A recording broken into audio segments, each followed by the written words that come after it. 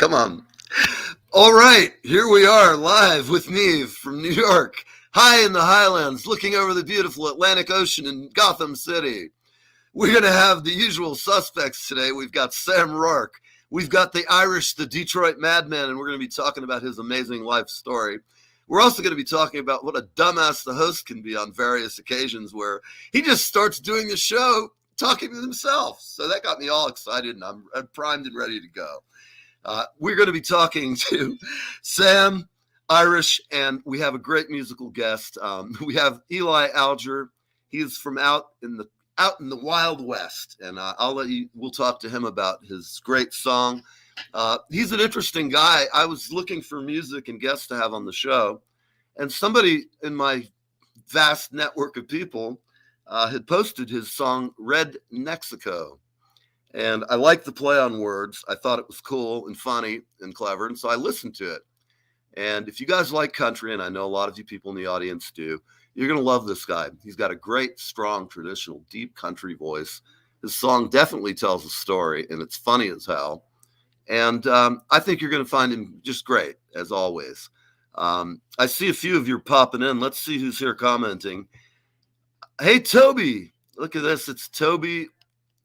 Oh, thank you. Here comes trouble, baby.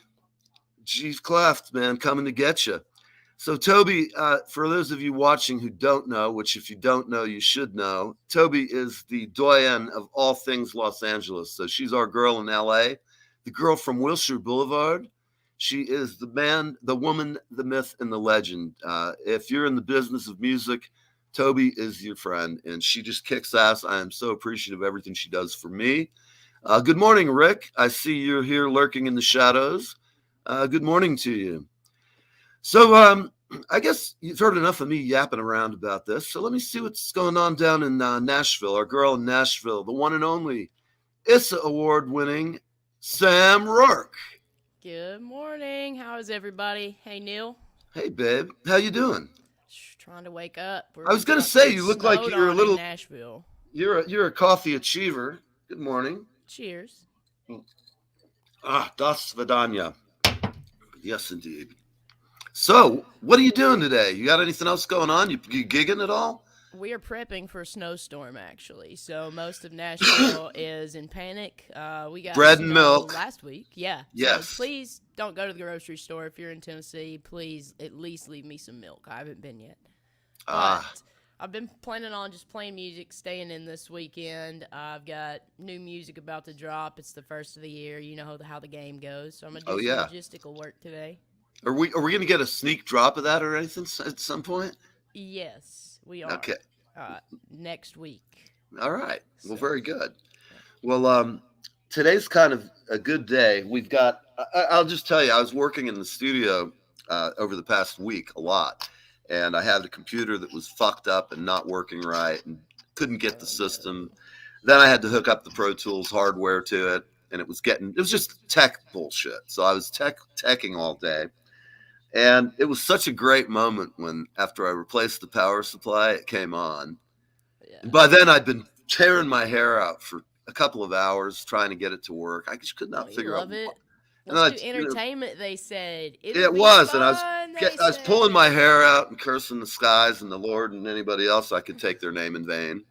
And I don't know, man. The guy upstairs must have heard me because he probably the light bulb in my head went off. Well, there's no power supply because it's not putting out. I went and got a new one and popped it in, and the computer came to life. Nice. And I installed. Good morning, Jay Crocker. Jay Crocker is standing by. He's on retainer for the grand sum of $1. I gave him some time when we were drunk many years ago. Jay is the man with the plan. He's calling from Florida. He specializes in dealing with Florida man cases. He's a member of the bar, and he's the best, especially if you're guilty. You want Jay. He'll get you rolling.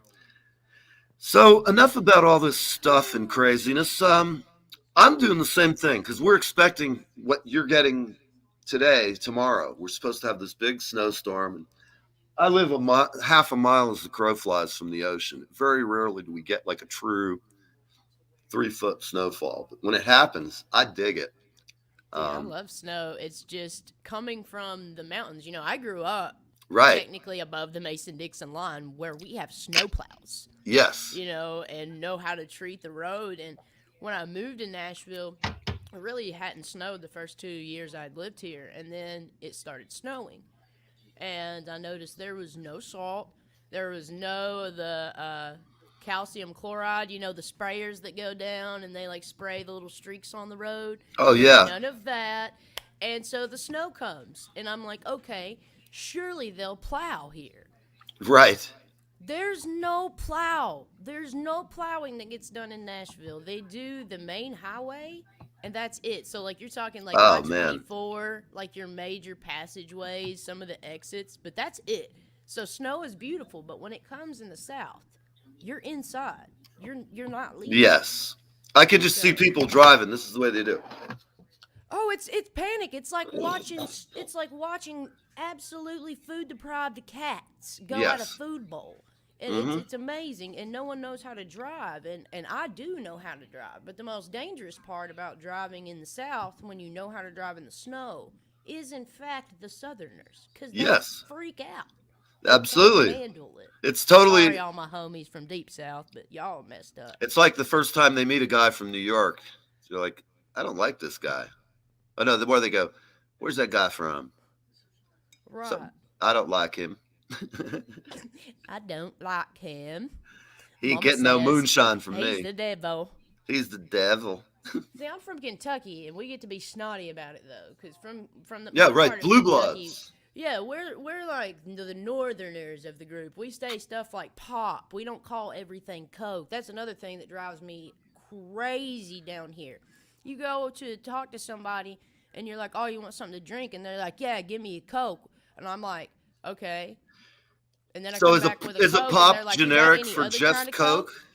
Yeah, so I'll go grab the Coke, and then I'll come back, and they'll be like, well, you got any other kind of Coke? And I'm like, this is Coke. And they're like, nah, that's just a kind of Coke. Coke could be all kinds of things. And I'm like, right. And you call us the meth billies, you stupids. Well, listen, let's go ahead and bring Irish on. Man's sitting here. I know he. Listen, for everybody watching, Irish has become a part of the cast, and I'm just going to give you I'm going to give you the upfront story. Approximately a year ago, I had booked Irish to be on the show, and his story resonated with me. I thought it kind of blew my mind. It's kind of things, the stuff of nightmares, literally. People wake up. It's picture this, people. You're a kid. You're 16 years old, and you're doing your kid thing. You're playing music. You're hanging out with your homies, playing ball, just doing the kid shit. Suppose then, all of a sudden, your life is going along, and you find yourself being handcuffed, put into a car. They're accusing you of murder. They bring you downtown, and you know what interrogation's all about. This poor, scared kid is in there with a room full of people who want to put him to death, basically.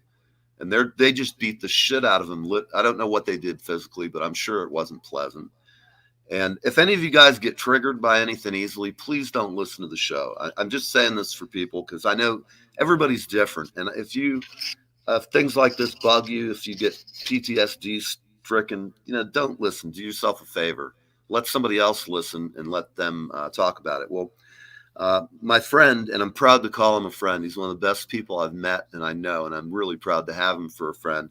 When we had him on the first time, I didn't really know how to handle this kind of an interview because my whole life of interviewing is making jokes and poking fun at people. And the last thing I wanted to do, first off, Irish is 6 foot something and he's a big man. Last thing I needed to do on my first meeting with him is have him go, I didn't know the guy. I didn't like what you said about me, boy. Kill you with his pinky. I'd be like, okay. That's when I put my hand on my 9, I mean, seriously, he's a big guy, but his story, when he told it, we normally do an hour show, and I believe we ran an hour and a half that day. And right now we got a couple of minutes, so I'm going to round out this. Irish, I'm going to bring you on at the top of the next segment because it's going to take me this long to try and tell your story. So getting back to it, he finds himself put in the local jail, court. The guy goes to court and is found guilty based on testimony from his people. Yes, Toby, I think that might be the first time we met. Mike's here. All right, the Rant Man. Health, maybe if we stay around and we're nice to him, he'll give us a rant in a few minutes or next segment. But getting back to Irish, after he's in that, he goes through the trial and, all the bullshit that goes along with it. I got to tell you, being a kid that age and getting put into the prison system in any way is fucking horrendous. Traumatizing. Traumatizing. I was arrested at 17 and charged as an adult. And I know that feeling of being scared as a child. Definitely. It's like a whole new world, and the door opens and then it slams and you're like, right. I've written a lot of music about it, and I still haven't even coped with it, and I can't even imagine or fathom or think to fathom. Can you imagine when the judge, picture this, I can almost hear the soundtrack and whirling wind as the kid's sitting there and the judge says guilty on all charges. And that is chaos. Exactly why I chose to go to law school. Irish's story actually was one of the things that heavily influenced me, because I already felt like we needed major change in the Department of Justice and the Department of Corrections. And in how we handle mental health too, because if you get half of the people who are really criminally insane out of there, the predator types, let them all stay together, because there's some people you can't fix. Right. But there are some people, like, I'll tell you this, we've only got a minute to go. Actually, I'm going to go to the break, but Irish is not the guy. If you haven't seen him or met him, you probably have all kinds of preconceived notions. And I'm going to tell you, the man will defy any preconceived notions. He has handled this better than anybody I know could. He's amazing. And we'll be right back, live with Neve, 1:30. Hi, this is Leland Sklar, and I am hanging with Neve, and I am having the best time of my life. Live with Neve. Like a melting flake of snow this year. I won't be sad to see it go. Hi, I'm Darren F. Flynn, a singer-songwriter from Ireland, and I'm on Live with Neve. I would have said it couldn't happen here. The people All right. Hey, Santa. Ah. Good morning. Hey. Them girls down, raised in the South. You're so cute, man. I tell you. What a girl. Man, I love you. You're too kind. All right. So we were talking, everybody, if you didn't hear, you're just joining us. We are 1:30 on Live with Neve, and we're going to be having we have a great musical guest, Eli Alger. The next segment we're going to take, and we're just going to talk to Irish, and we're going to talk about his story. And I really, this is an important day because he got his paperwork on Monday. And so I want to ask him how the feelings, it had to be equal in intensity with the day that he was told you're going to jail. Yeah, and can't so even imagine. It's just, hey, look at this. We got the whole gang here, man. I love it. We got all our regulars. So listen, let's bring Irish on and say hello and see what's happening in Detroit. The Irish Detroit Madman. The man, the myth, the legend. Welcome. 5'7" of 215 pounds. There we go. Well, I weigh almost 200, but it's distributed differently. I am an old bastard, though. So, God. Oh, so what Irish, a week. Man. What a week. So here's where we're at. Obviously, many of you that have watched the show that know me know that I did a substantial amount of time in prison, 25 years, 2 weeks, 5 days, 2 years after that on paperwork. And officially last Friday I completed. Monday I got the paperwork, discharge of sentence. Now, moving on from that, a lot of people are telling me, yeah, just don't say this. No. And it goes back to what Sam was saying, in that the problems that we face as a society are problems that don't go away by people being quiet. Right. They go away by people saying, hey, you know what? I'm not going to get angry at you. I'm not going to come at you sideways, but I'm not going to back down from you, because I don't do that. Mm-hmm. And so here we are, here we sit. For the first time in my life, I can speak freely. Mm-hmm. And I can say what I want to say. So there's going to be a process over the next couple months to where I am going to attempt one final time to remedy everything that happened. And for everybody watching, understand that there is a difference between exonerations, innocence, and there's large levels of gray area that go in between those things. My particular situation was one of an ignorant kid falling into a trap by adults who were criminals. After which I was portrayed an animal. Right. And then I was locked away as an animal. And the only reason I got out, it wasn't because I didn't have the evidence back then. And it wasn't that I didn't spend years and years gathering evidence, begging and pleading help, begging. It was because Miller versus Alabama, which eliminated life without parole for juvenile sentences from the United States Supreme Court, came down and said, in order to give these sorts of sentences, you have to follow a certain dictate in order to achieve the sentence. Now, I personally disagree with the decision because I don't think it went far enough. Right. There's probably nobody in the country that knows more about juvenile law than me. I'm sure of that. I am. You had a kind of a wild lawyer. Average lawyer's like out in 3 or 4 years, and then you think about you had 24 years to sit there, and unlike some of your other people you had to live with, they had to do nothing to do all day but make a shiv and fucking sit around and torment people. Well, here's the thing: in that, when I have this sentence, now mind you, I'm a teenager in an adult prison. I'm not in a juvenile section. Right. I'm not in some punk prison or in quarantine. I went to general population because I wasn't going to hide. I wasn't going to live my life like that. And when I walked out of that courtroom, I told them exactly the same thing that I did the day that I walked in there, the first day, in that you guys were wrong. And I took my sentence on the chin, and I walked out of there with my head high. I had an opportunity to be resentenced, and everybody said, maybe you should just go along with it. No.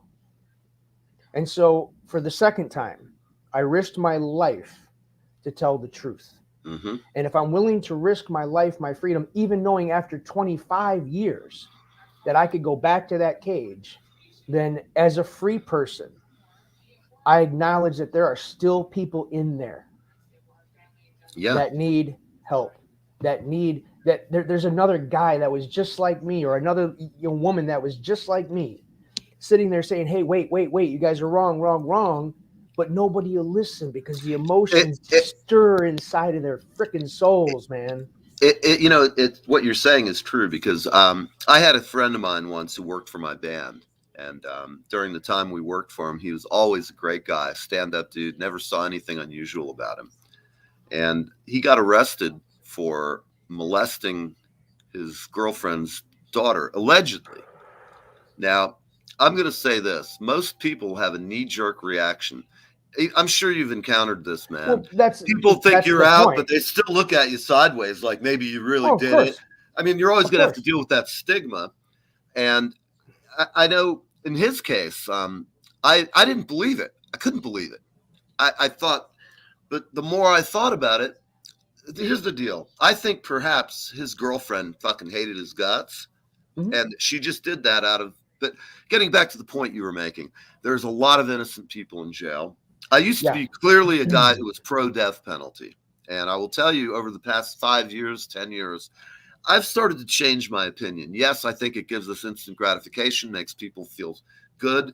But I do think that the number of people executed in the country, I think one is too much, too many. And well, again, going back to this, in that and Sam topped on it a little bit in the intro. There has to go back. Maybe it's not even go back. It's redefined.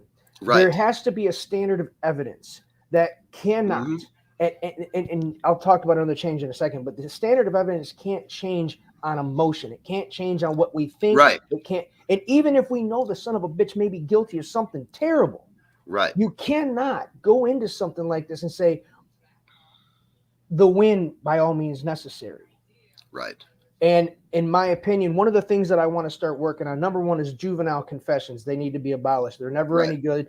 And the You can argument threaten towards them anybody into is saying that anything. the interrogation tactics and techniques being taken away would hinder justice. And my Right. response can only be, how can you hinder justice if you get the wrong story? That's right. Justice weighs the scales of justice, weigh the guilt or Exactly. innocence. And the other thing that I do want to top on, and I think is highly important, is that there needs to be a higher accountability for prosecutors and law enforcement for knowingly, now not a mistake, Right. because people can make mistakes and we have to be able to own our mistakes, Right. but knowingly, willingly, and intelligently using false, perjured testimony, false evidence, anything like that. If you do that, you should be subjected to the very same sentences and penalties of the crime that you're charging the person, because you're willing to throw their life away. Exactly. And that is not okay. That's a very eye for an eye view, but I agree with it.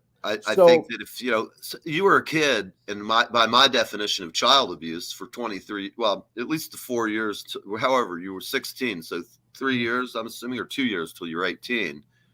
You just had that ripped out of your life, and the rest of your life got stuck. And for me, I was overcharged.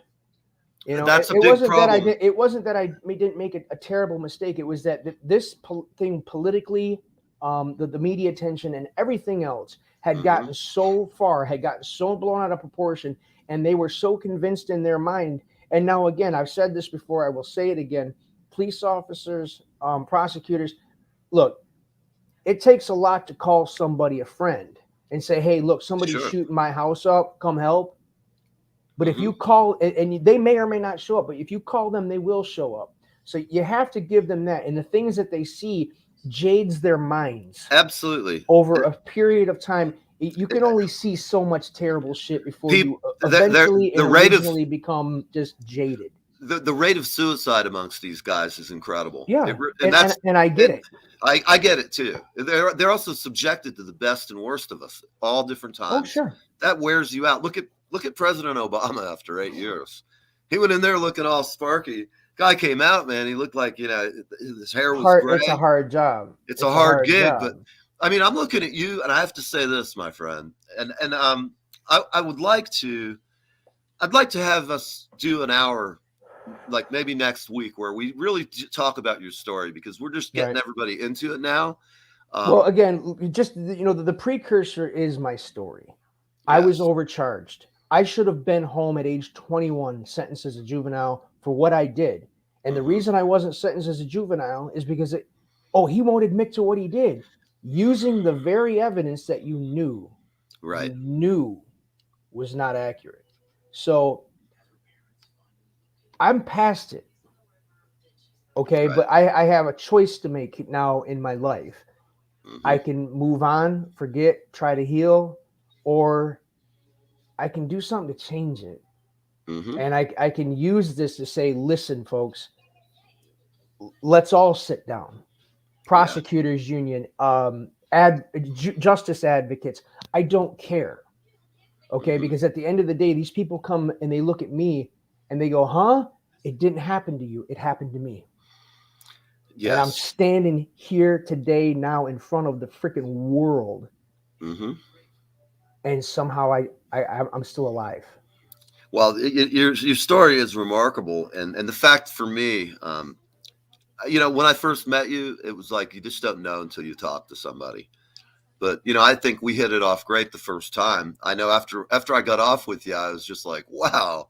Because I really, even myself, I had preconceived notions. At first I didn't know. I didn't know maybe the range of things people think of. And it follows you around. I can't get a job at McDonald's still. But that's okay, because you know what I'll do? I'm not going to bitch about it. I'm not going to complain about it. You're going to get up. I'm going to go grab my tool bag, and I'm going to go make a freaking living for myself. I don't want the government's money. I don't want their freaking help. I just want them to do one simple thing, the right thing. That's it. Well, this is the thing. We're dealing with the politics are what makes this issue so divisive. There's some people who are on the right, and I'm not knocking people because of their right or leftness. I don't care what you do. Be a decent person.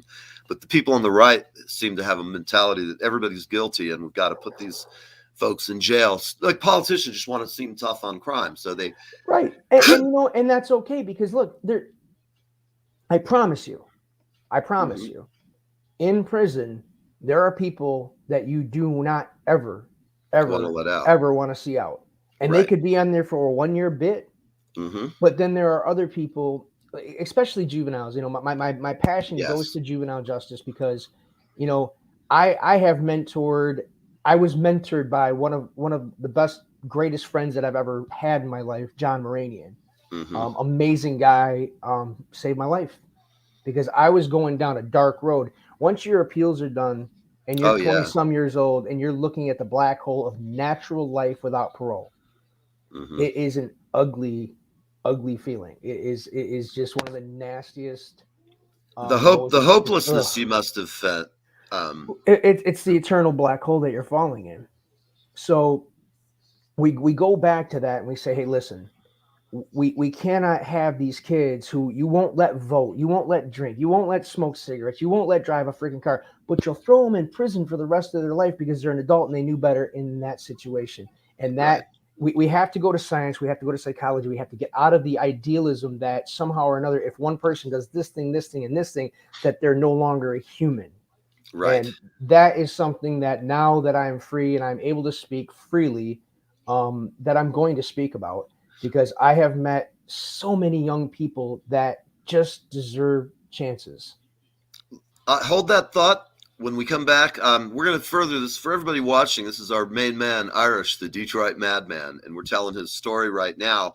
We will be talking about this further, and if you want to find the first episodes, they're out there on Facebook. Dude, I'm proud to call you a friend, and I mean that from my heart. Yep. So, and I tell you what, I'm glad you're here, man. One more quick thing. I am enjoying my life. I'm so proud to be part of the community again. I'm so happy about it. Words don't explain it. From meeting new people and singing karaoke and meeting like-minded, kind people that are kin without being kin. Well, I hope that you get 100 times the life back that you had, and that this all just in the rear view. I think you're ready. You only get one. You're the hell of a guy, man. You only get one, man. You got to live it. We're out of here. We're going. It's 1:30. We'll be right back. We're going to have Eli Alger, our musical guest, coming up in the next segment. And the wonderful SamRoark. And SamRoark. Maybe we'll tweak. We'll get Sam to maybe sing a little something. I don't know. I heard her tuning her guitar. You never know. We'll see. And there we go. We're going to a break. We'll be right back live with Neve. 1:30.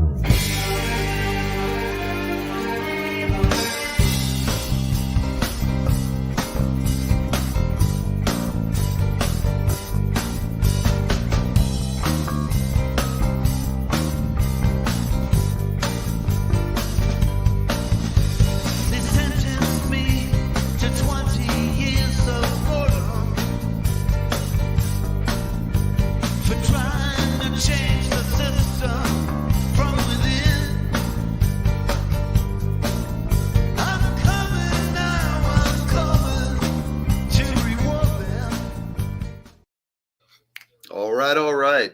Here you are. You're live with Neve, 1:30. We are talking to SamRoark, Eli Alger, our musical guest, and we've been listening to Irish, the Detroit Madman, who we are just so happy to have here on our cast. What a guy. And we're going to all bring us all back together in the next segment. But for right now, I'm going to let's bring a warm welcome to the one, the only, the writer of Red Mexico, Eli Alger. Hey, what's up? Doing? What's Happy happening? to be here, man. Oh, in Des Moines, Iowa right now. We got a big show tonight. It's snowing like crazy out here right now, but it ain't going to stop us. You know what I'm saying? Excellent. Well, Yeah. I know you guys, what is a little snowfall for you? I think we're getting 10 inches today. How much is on the ground? Oh, probably an inch. Not way too much right now. Okay. But it's gonna be wild. It's supposed to hit really hard here in about an hour and a half. So okay. Well, so tell me, you grew up in Iowa, is that correct? Yeah, I grew up in Iowa, and then moved to Nashville about going on a year and a half now ago. Was there a bit of culture shock going from Iowa to Nashville? I've gone back and forth a few times, just to kind of, get my feet wet a little bit. So I kind of knew what I was getting myself into. You realize that there's a lot more than Broadway in Nashville. Yes. There's 50 times more than just Broadway in Nashville. Absolutely. Yeah. Nashville is definitely where I need to be to do what I want to do, and I knew I had to go there if I wanted to, chase music. So. Mm-hmm. Well, that's kind of similar to me. The economy had tanked about 12 years ago in Florida. Back, I guess it was the tail end of the Bush administration, and the housing just got cratered. Back, a bit of a recession.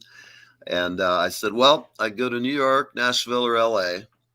Nashville was high on the list just because it's a lot closer to Tampa and my family down there. Yeah. On the other hand, New York or LA, it's the same kind of thing, a level of magnitude bigger than, say, Nashville or Austin. Mm-hmm. Both great music cities. So here I am. I've been here about 12 years now, and I love it.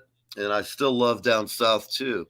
Like, you cannot get great barbecue here unless a plate of really good barbecue is probably $20-$25.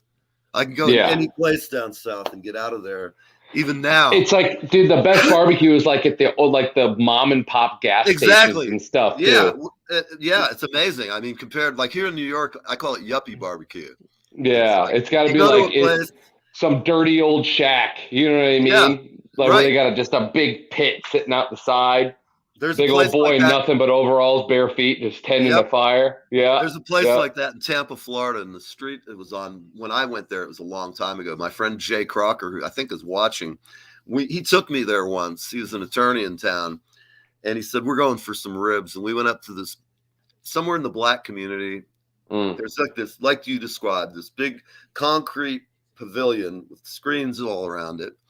Big black lady screaming, I need more butts. She's up there with a cleaver the size of, Tennessee, cutting the shit out of this. And then the sandwiches were the best. They were like $3 a sandwich. Exactly. Got some greens, got some cornbread, got some, black-eyed peas. I love that stuff. And I never ate it till I moved down there. Tennessee's got really good barbecue too. Absolutely. They've got pork steaks there. I've never seen them before. They're like they cut a pork chop, like a steak out of like a pork butt, and they serve it like a pork chop kind of. And it's like, they're unbelievable, man. Excellent. Yeah, excellent. I like so good. That. So talk about when you were in Iowa. We got about 4 minutes. Oh, no, actually, we got 20 minutes. We got 10. So we're good. When you were growing up in Iowa, let's talk about your support network, your parents, friends. How did you come to become a musician who's now moved to Nashville, chasing a dream? So I probably picked up the guitar for the first time when I was like 15. I didn't have – I had stolen my stepdad's Epiphone 6-string, piece of shit. Anyways – I had no idea where to start, and Garth Brooks had just come out with the box set, the Live at the Wynn, when it was just him solo. Right. And I went and got it for like $10, and this is what sparked it. They had really good high resolution shots of his hands. Mm-hmm.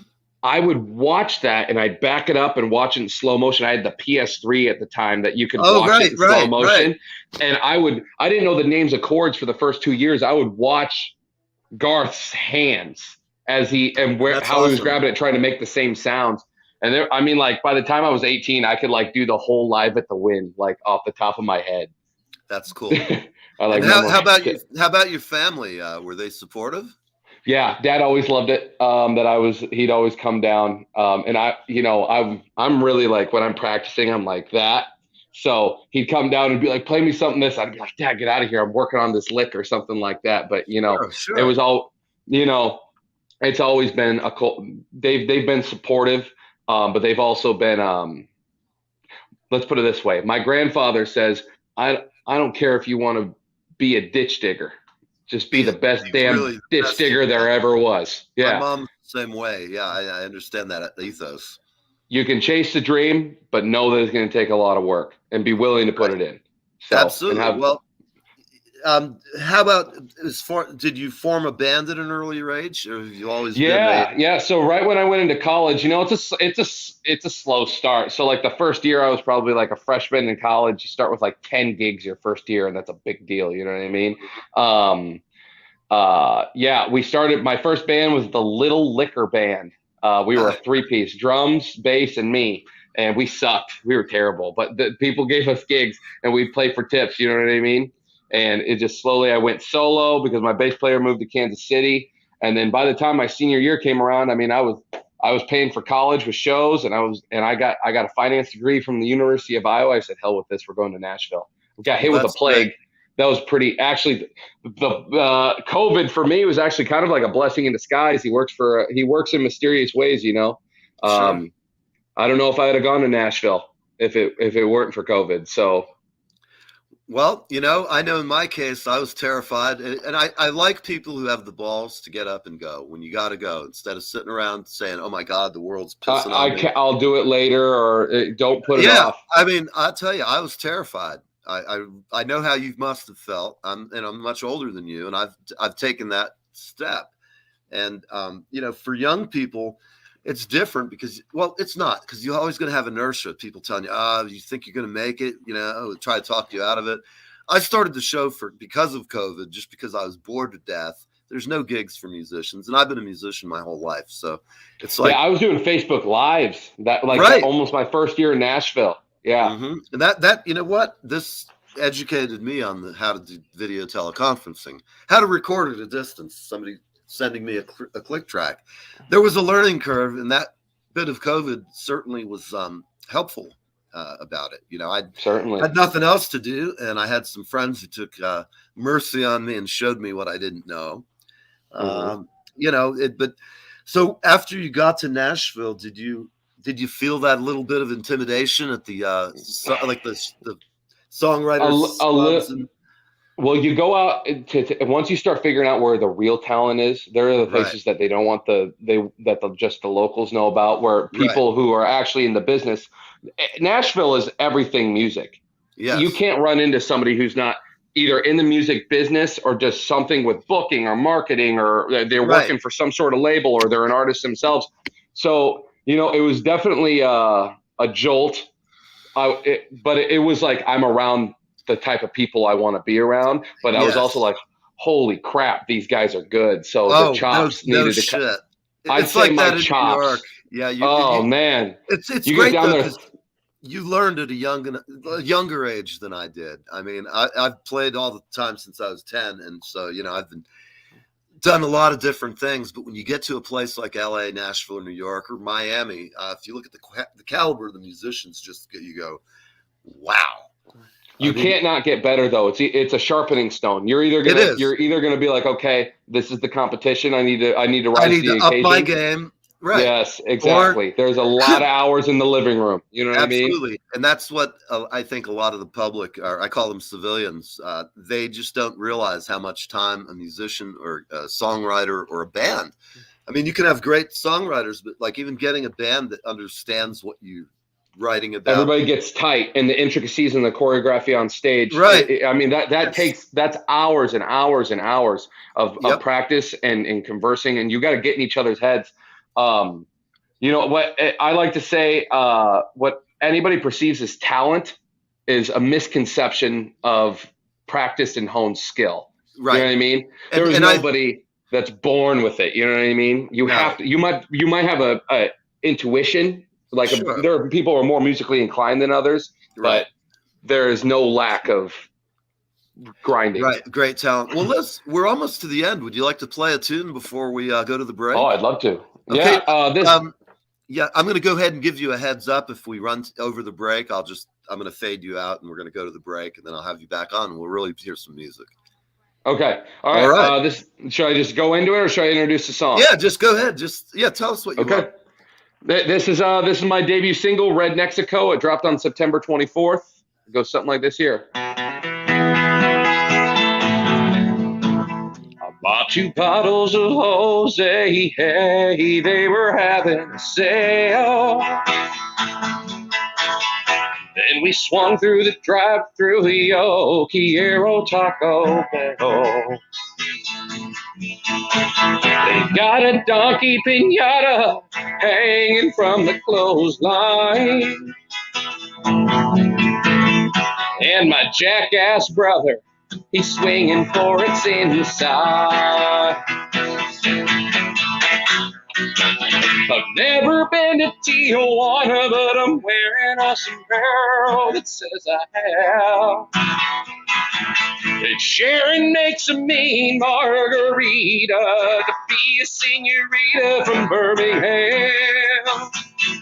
Luke Combs in Sweet Home Alabama, they're blaring on the stereo. Out on the farm with my amigos in Red Mexico. Well, Jerry Lee's in the backyard showing off his salsa moves. He made a stinking wrong step, now he's scraping off his shoes. Hey, Bob's a beer pass buzz, cause he just broke our only rule. Don't drink the water from the kiddie pool. I've never been to Tijuana, but I'm wearing a sombrero that says I have. And Sharon makes a mean margarita to be a senorita from Birmingham. Luke Combs in Sweet Home Alabama, they're blaring on the stereo. Out on the farm with my amigos. Try it out in Red Mexico. Oh, here comes Stan, he's a Garth Brooks fan. And it's number 3, El Camino. Well, that's how he rolls. I've never been to Tijuana, I'm wearing a... Fuck. The fuck happened?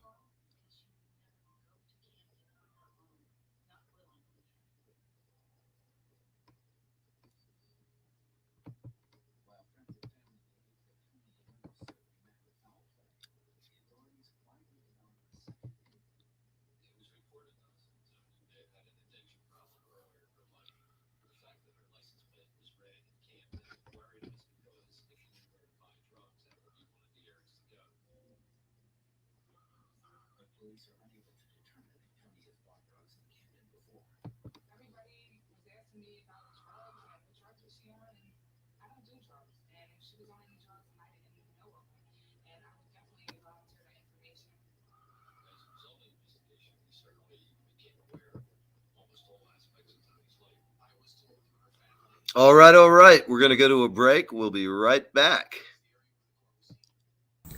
Hi, everybody. This is Donna Frost, and I'm live with Neve.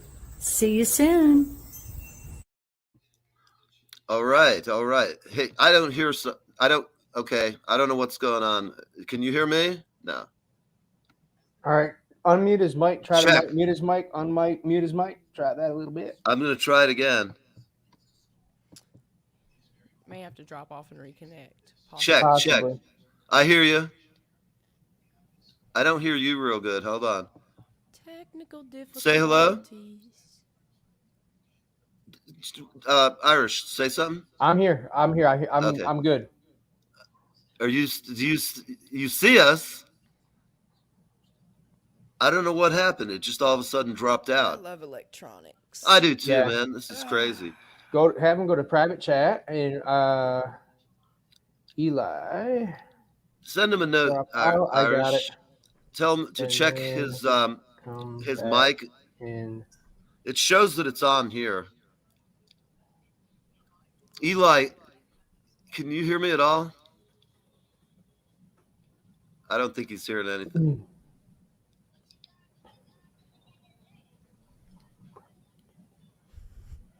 all right. But All anyway, right. Hey, Charades. Sammy, have you got time to play a tune? Yeah, I can play something real quick while we get reconnected. Yeah, let's. Eli, we love you, man.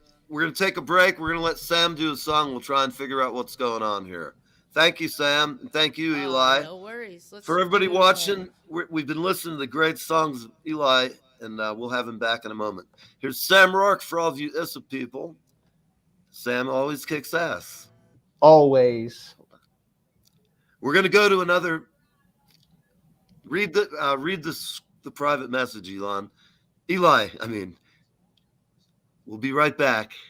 Come on, Sammy. Shoot Sam in. I'll persuade if ice cubes could talk. Despite all persuade, they tell you all the things I was too scared to say. Maybe you'd love me, maybe you'd walk away. And I wish I knew you'd fuck my heart this way. You're finer than bourbon, you make me sway like fine wine. Kentucky back roads made me lose my mind. The curves in their edges, they remind me of you. When I sip on whiskey, I think of you.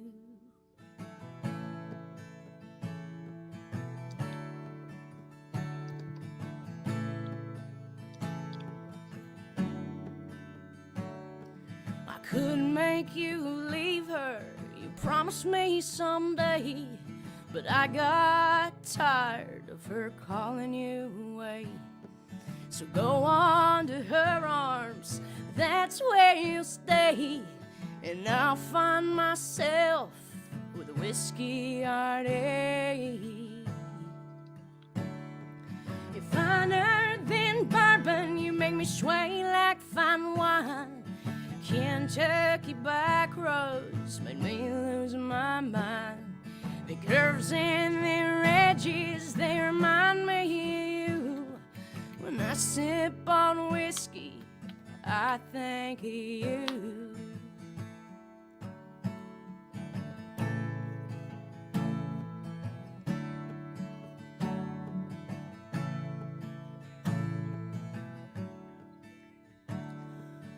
I've watched this sunrise through some melting ice cubes, and I tried to block out my thoughts of you. My heart, it can't stop, you still make me swoon. And I wish I knew that you'd walk away. And I wish I knew you'd break my heart. My heart this way.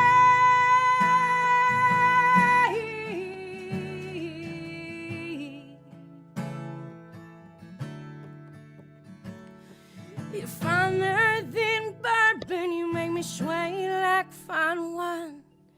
Kentucky back roads made me lose my mind.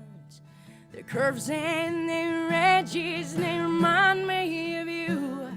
When I sip on whiskey, hell, I think of you. When I sip on whiskey, I think of you. Thank you guys so much in the comments. I was reading them. Am I back? Singing. That was fantastic. Thanks, Eli. Sam, Your song We need to get a right go. going, Sam. We need to get a right going sometime when I'm back in Nashville. Yeah, Absolutely. for sure. Anytime, guys. Again, make sure you go check out Red Mexico. What you heard from Eli last was that, and then that was my song Whiskey. Let's get back to Eli though. You're back, so I got questions. Well, As first, do I. Did the song, because I couldn't hear you guys after I got done with the song. Did it like go silent after a little bit there? You got you got the majority of it. It just went, yeah, man. See, The beauty is that we have time. And where else, because we had a little technical glitch, I'm going to break one of our only rules, which is we have no rules, and means we're going to do another segment. We just stay on another 15. What the hell? I was just about to say, dude, since when is there rules here? Right. Remember what this was a key thing, and everybody who's in my life should know this. There's very few rules in my world for friends, family, band members, people I do business with. There's fucking hardly any rules. Maybe shit like don't lie, and if you're gonna fuck something up or have done it, tell me first before anybody figures it out. We'll figure out our response to it. But we're gonna have a nice show. I think we're gonna run till is everybody able to do it till 11:30? Yeah. Another half hour, 40 minutes, something like that. Yeah, just another half hour. We'll just sit here and have some fun. Game. All right. So, Eli. Sam, I'm giving you and Irish the floor. I'm going to let you guys interrogate our fine friend here.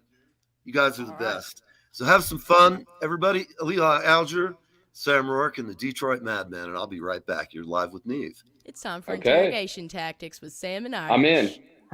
Sam, so do first, I just sit here and get machine gunned or what? Yes, something like that, yeah. All right, we're going to start with an easy one. I'm going to prime the cannon before we fire. What was the inspiration for the hook Red Mexico? Okay, so in truth, I did not write Red Mexico. I took the bass and I sculpted it. I never thought my first song would be a song that I didn't write. And I was at the Commodore at a writer's round playing the songs that the song that I thought I was going to be cutting first. I came to town with kind of my head around how I thought I wanted to do this whole music career thing.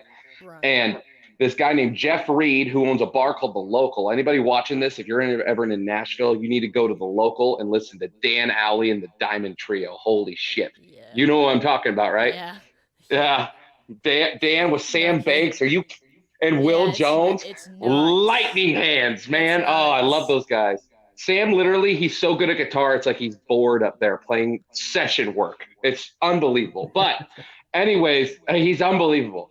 I'm sitting there and Jeff is up on stage and I'm kind of zoning out on my phone. I hear Red Mexico and I go, holy shit, what was that? And I was like, that's it. And I walked up to him and was like, hey man, if I ever get a record deal, I want to cut that song. And he goes, just cut it, man. It's been around for 12 years. It was on hold by Ronnie Dunn. He goes, it was on hold by Ronnie Dunn. And he's like, it never got cut. And I said, say no more. You know what I mean? Nice. So, it dropped on the 24th. Anybody who, even enjoyed it a little bit, the full band version, you can find it anywhere with internet in a search bar, REDNEXICO. It's got a big fat fiddle solo on the front of it. And it's just, it's really high energy. So high energy that country ass hillbilly song just got put on a punk playlist on Spotify. That's epic. So that's one thing that I really like is when you've got a full band version of a song that sounds great, it's full spectrum, it jams, but then you can sit down with the guitar and you can play it and it still jams. And it's kind of got its own version. There's different parts of it, Yeah, exactly. And then me and my lead guitar player are doing a duo show tonight. He's got these fun licks that he's throwing in to replace the steel and the fiddle to just fill it up. And there's all kinds of different ways around it, So I think that's probably the coolest thing about music. It's always an expression. Music is an expression. And I know Sam does this. I do this with my music is that there's times when I can grab my acoustic and go, and there's times when I sit down behind the drums and I'm a completely different energy. The energy is really what makes music, and you have to believe it. And when you believe it like you guys do, it's a great thing to watch. Mm-hmm. Irish, a question for you, if you don't mind. When you were in jail, did you have access to instruments and stuff like that? Yeah. So actually, another thing that I do want to work on is music for prisoners, because in the Michigan Department of Corrections, we are allowed to have a guitar, and guitar, there are no words for this little $50 Rogue Dreadnought that I had. Was my best friend, and Sam's heard some of the things that I've been able to write, and it was you'd write a million songs. I did. Yep. And that's all you got to do. You just got a pen, paper, and a guitar. It's an escape. Music is therapy, and you know, my whole movement behind music and my whole motto is, you know, music is really the medium that allows our experiences to heal, and it's just really, it's amazing what it does, and Music is it's amazing how it soul speak. empowers us with a It fun song is- like Red Mexico that has the ability to give somebody a good day that's had a shitty day. Yeah. It's got a good Yeah. vibe, and you know that emotion. It's got you a bring in story people to is it, all yeah. Smiles, yeah. So it's a great tune. I love it. I think it's fun. Thank you. I'm so glad. You know, and it's I think everybody who moves to Nashville and does it right. You know, there's a lot of people who do move to Nashville. They say about 90% of people who move to Nashville don't have anything happen, and it's because they weren't ready. But when you do move to Nashville and you have your mind around how you're gonna, you know, you're really gonna take a college try at it, you find out that the world opens up, because back home now you're the kid from Nashville. You know what I'm saying? Yeah. But yeah, it's like I went to Nashville and things started to pick up, but then I dropped this song, and it's like, I'm not going to say I wasn't ready for it, because you know, it's been a dream since I've been young. I remember singing "Paint Me a Birmingham" when I was in middle school, thinking I'm going to do that song. You know, I'm going to be like those guys. Yeah. And like, you know, you finally have your first song that's your baby, and you're like, oh, I hope it does something. And I mean, like, it has really turned my world upside down in a good way. You know what I'm saying? It goes like that too. It's usually the ones you don't expect. You know, it's Well, the ones you go, I okay, just yeah, didn't this think is my great. first song was gonna, you know, like, we've got over 160,000 streams right now, and I'm like a nobody. You know what I mean? So that's just like, I'm like, holy crap. And it's like I went from arguing with bars over, you know, like terrible bass pay to play for nobody to, you know, festivals like that. Yep. And I'm like, holy crap, man, I'm gonna have to bump my chops. You know what I'm saying? It's, yeah. So we're That's getting the band important thing together. too, is making sure that you know, being a musician is one of those things that you touched on it earlier. It takes so much work. It's so involved. The because, behind the it's scenes just the is hours massive. behind it, the heart, the energy, the emotion that you pour into it will drain you. Thanks, Brian. Thanks it for the is compliment. just, Brian's you showing us know, some love down there. Yeah, Brian, he's great, ain't he? Yeah, but you he's know, awesome. Thank you, the Brian. things that we get like this. You're a great example of. There are so many really great, talented artists out there that don't get the airplay that they deserve, and I love this medium here because we get to hear all this great music, and it's great, man. You guys really blow me away. I think Very, music's very good. really going in the right direction in that sense, though. I mean, like, you're seeing, like, you know, it got to a point where they're like, it's not going on the radio if it's not about chicks, booze, partying, or a love song, and it's got to be 3.5 minutes or less. And I'm like, shit, man, you been to a Zach Bryan concert? That kid's singing a song called "Crooked love Teeth." Zach Bryan. Oh that my that God, thing's that's my that guy's dude. up there singing 6-minute songs that everybody knows the words to, selling tickets, and that's going around and around. Cody Johnson just came out with an album with almost all over 4-minute Independent songs. music, man, it's on the rise. Independent streaming has The changed singer-songwriter, people are done with the bullshit. They want to hear what's real, whether it be upbeat, downbeat, or anywhere in between. They want what's Absolutely. real. They don't. All right. Well, let's wrap up, go to a break, and we will be back. We'll be right back. We are the Sons of Atlantis, and you are tuned in to Live with Me.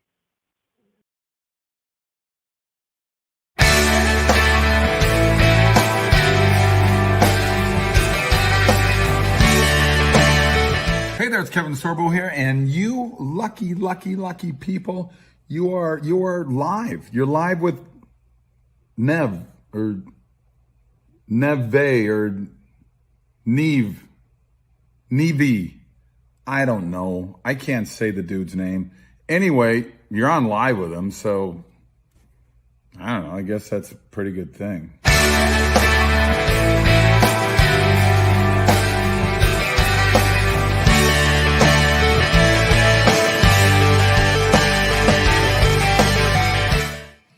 Hi, I'm trumpeter Greg Adams, and I'm live with Neve.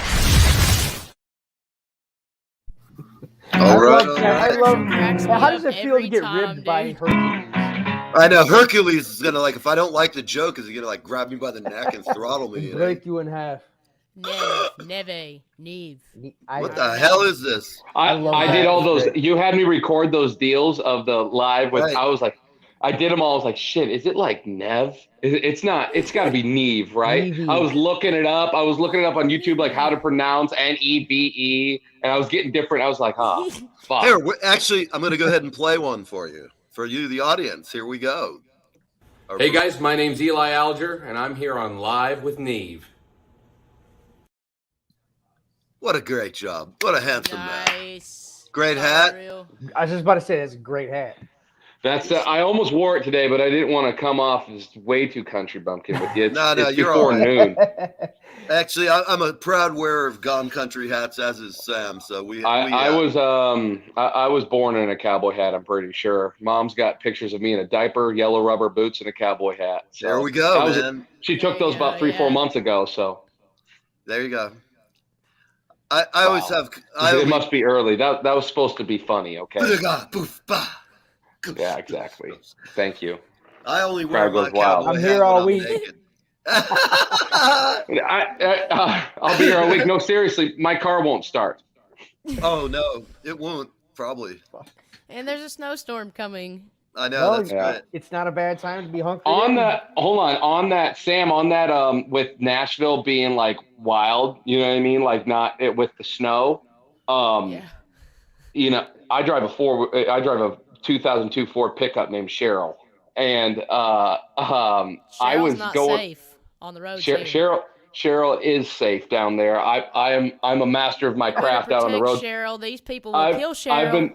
I know you're driving. I was driving around just, what was it, like a week ago when it was terrible? Maybe a little bit more. Hide your wife. No one's safe. I'm telling you. Yeah, I was pulling people out of ditches with my tow rope. That's great. For fun. Yeah. Yep. Yeah. I live in Michigan, so that's par for the course for us. No, but seriously, you'll be driving down the road and there are people like it's like it's the apocalypse. It's snow, people, and they're out walking through the tundra and they're like crying to God, like and crashing their cars, and it's just like, dude, you guys are dumb. You guys are dumb. True. Everything he's saying, and the fact that seriously, like it's like intense. On every it's like a movie. Here, right? Have you guys ever seen the movie The Road? Not the Walmart. Yeah, we got Walmart everywhere, right? There was a line outside of the Walmart. It was around the corner of the building, and they were only allowing 50 people in the Supercenter at a time because of the lack of staffing due to the snowstorm. These idiots were literally standing in a blizzard to go in Walmart. Dude. And it's just like they're wrecking their cars and buses are capsizing. It's just like, seriously, you'd think the world was ending. Like, God bless the South. Oh, you guys So would love it up driving around Michigan. Yeehaw. Oh, Eli, what has been your most awkward moment at a show? Uh-oh. Oh my God. I've got one that's going to take the cake for anybody that's ever had an awkward moment ever. You ready? Let's hear Yes, hit me. I'm at a show at Beer Can Alley in Omaha, Iowa, big honky tonk, right? It's me and my lead guitar player doing a duo show, and we were killing it. Place is packed. You know, I've got my headset mic on. I'm doing American Pie. Man, I dig those rhythm and blues. I was a lonely teenage. And we're going nuts. Show gets done. And people are coming up. I'm signing autographs. It's just sweet. And this big, huge dude, he's probably 5'10" and 380 pounds, comes up to me. He goes, man, bro, you were great. Man, I'll give you $60 to sign my ass right now. And I'm like, no, hold on. Excuse me. How much, I went too Sam? far.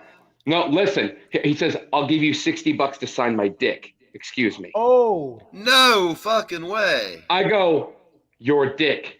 And he goes, yeah, my dick. And I was like, are you serious? He starts undoing his belt. And I'm like, you're a dude. I was like, dude, we're on. Like, people are coming up. It's like a shallow stage. And I was just standing up there. We had all the gear to the back. He's a dude. And this guy, I'm like, dude, you're about ready to pull your cock out. And you want me to sign it. And like, there's like 250 people here. You're going to pull your dick out? He's like going, he's like trying to get his pants off. And I'm like, dude, if you pull your dick out, I'm hitting you in the mouth this hard. I'm knocking your fucking teeth out, dude. And he's like, and he goes, he's like, fuck, come on. I was like, dude, I'll sign your gut or something like that. I'm not signing your fucking dick, dude. And he's like, fuck. And he walks away and he comes back a little bit later. He goes, like, I'm still signing autographs, talking to people. He goes, how about you sign my balls, bro? And I'm like, No. I think, you know what I think, Eli? I think you have some very strange friends. No, dude, this is this total fucking stranger at this show. That's what I would do. Dude, I'm like, you're going to pull your balls out in front of everybody and like pull them flat and expect me to sign my name? How the fuck? Yeah, we're going to get a picture. And I'm like, dude, fuck. If you fucking, I'm going to hit you in the mouth if you pull your balls out. And his buddy's like, yo, dude, quit getting tough. I was like, dude, I'm going to clean both you fuckers. Like, I'm going to fucking kill you both if you pull your balls out. And I'll tell you something. I've seen many a titty. Hold on. It gets better. Then I'll let you guys go on this. No. He comes back 15 minutes later. And I go, motherfucker. And he goes, all right, I know you're not going to sign my cock or my balls. How about my ass? I was like, you know what? For $60, that'd be kind of funny. I'll sign your ass cheek. And he goes, no, the hole. Oh my God, that's one. I'm like, I go, hold on. I said, hold on, wait, dude. Wait, I look him dead in the eye, man to man. I get really close to his face. And I go, you want to pull your pants down all the way to your fucking knees or ankles, turn around, bend over, and spread your ass at another man in fucking public for me to sign your butthole. And this guy goes, and I fucking shove this guy as hard as I can. He rolls, and I turn to him, I'm like, I'm literally jaunt this guy. I'm like, I'm going to knock you guys out. Get the fuck out of this bar now. I'm going to fucking kill you guys. I'm going to be going to jail if you guys don't leave. I'm knocking you both out. Get the fuck out of here. And that was the most unbelievable. The guy, I was like, dude, think about this. You're going to drop your pants and spread your butt at another man in public right now. Neil. They call that a strip search where I come from. Oh my God, man. I'm sorry. You guys probably weren't expecting that, but I haven't been able to get that off my chest. And that was terrible. I was just sitting here thinking, like, how do you do that? Okay, you just. Dude, who wants to do? I was like, dude, think about the action you're about ready to take. Oh, called the Red Eye Express. We're on an elevated surface in front of hundreds of people watching. You want to do that right now? I have been asked on numerous occasions to sign male genitals. However, I have never had another grown man tell me they've been asked that yet. So are the winner. Telling you what, I've never had that before. I've never heard the butthole signing. I mean, I know that raises the. What? You wonder what does he watch on television at home during the week? Dude, I don't even. I'm like, one, I don't even know how I'd do that if I was totally game. Two, in what world are we able to do that in the middle of the bar? Well, like, there's standards, and then there's Mardi Gras. But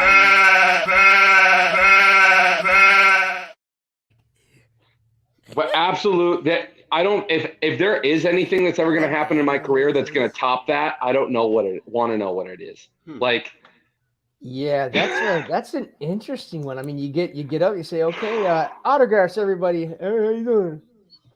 There you go. Well, it was like dick, then balls, and then dude. Like, I'm like, which is worse? Sign the almighty bunghole. I am the mighty bunghole. Oh man, I'm not real sure. I've never seen that. Sam, That's that tops anything I've ever seen. It's like bringing it back. I'm an emotional guy, and I was distraught. He's been traumatized. I was like, he's having a PTSD moment right now. Oh fuck. Bro, we'll get you some help. We got counseling. Yeah, actually, we get you some counseling, a little therapy. Can we? I'm gonna need it, man. I have nightmares. We play us a therapy song now. I've got a song that I don't know. I could write you guys another song that I wrote. Let's get some. Sure, let's do it. Let's hear it. Okay, this one I'm gonna need therapy after this conversation. It's totally ruined me. I'm triggered bad. I personally am going to try to pay somebody to ask to do that. A singer to sign their butthole now. Absolutely. They can't do it behind closed doors. It's got to be like the guys right on stage. The guy's like, come on, bro, come on, dude. Like, try to pay to do it. There ain't But anybody. I don't his want to buddy's see sitting an there trying to asshole take a that picture. bad. I was like, dude, you want to get a picture and post it online of you spraying your butt at another dude right now, bro? Like, Where's Patrick Van Winkle when we need him? Oh, Patrick would have been the man. perfect Patrick person to be in the Stinkrinkle. comment section for this. All right. So this is this. I can't. Oh man, dude. You can't.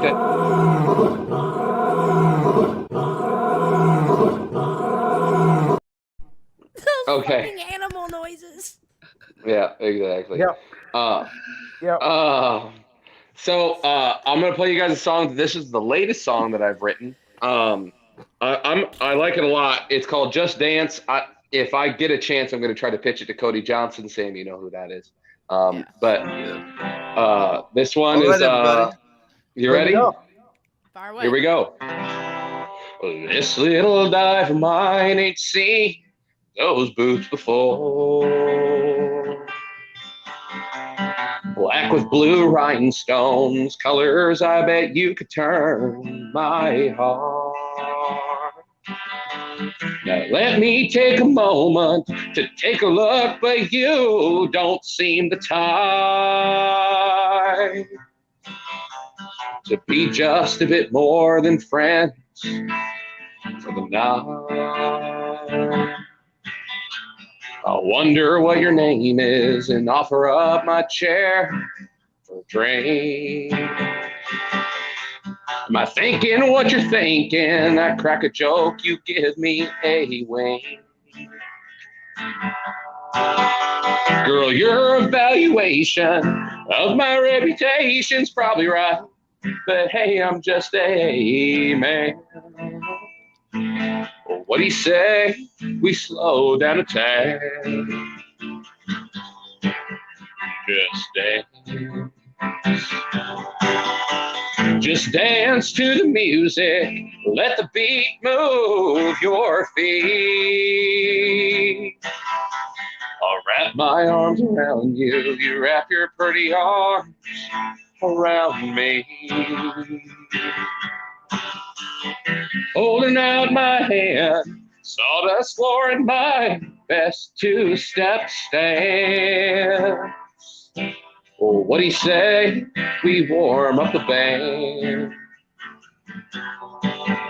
Just dance. Why do all these songs have to be about taking things too fast? Since when did laying a blanket down have to be more than laying in the grass? Now don't get me wrong, girl, I wanna stop taking it slow. Ain't no time flat. Well, yeah, you're right, we gotta slow down a tad. Just dance. Just dance to the music. Let the beat move your feet. I'll wrap my arms around you. You wrap your pretty arms around me. Holding out my hand, sawdust floor in my best two-step stance. What do you say we warm up the band? Just dance. This is where a big fiddle solo could come in. I feel some steel too, but I decided to modernize it a little bit, throw a weird bridge in here. This is going to give my line dancers a jerk. We'll see how you guys like it. Some dancing instructions. We'll grab her tight, boys. It's time to roll. Left and right, to and fro. Spin her around, now dip her low. Face the front, now here we go. Whoa, whoa, just dance to the music. Let the beat move your feet. I'll wrap my arms around you. You wrap your pretty arms around me. Holding out my hand, sawdust floor in my best two-step stance. What do you say we warm up the band?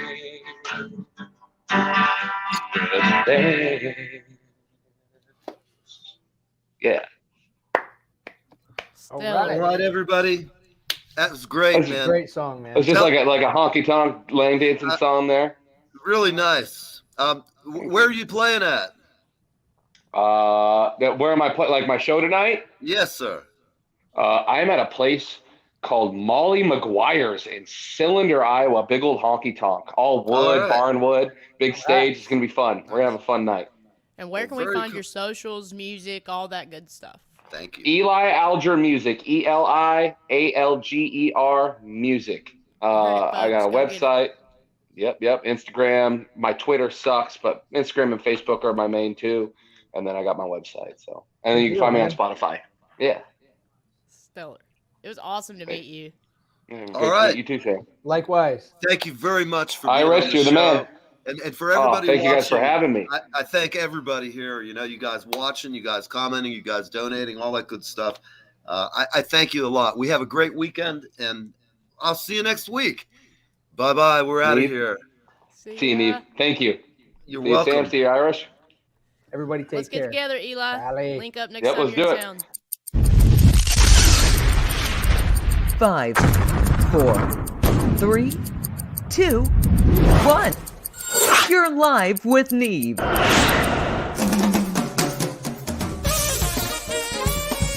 This is Live with Neve. Iconic musicians, comedy, and God knows what else. Hold on.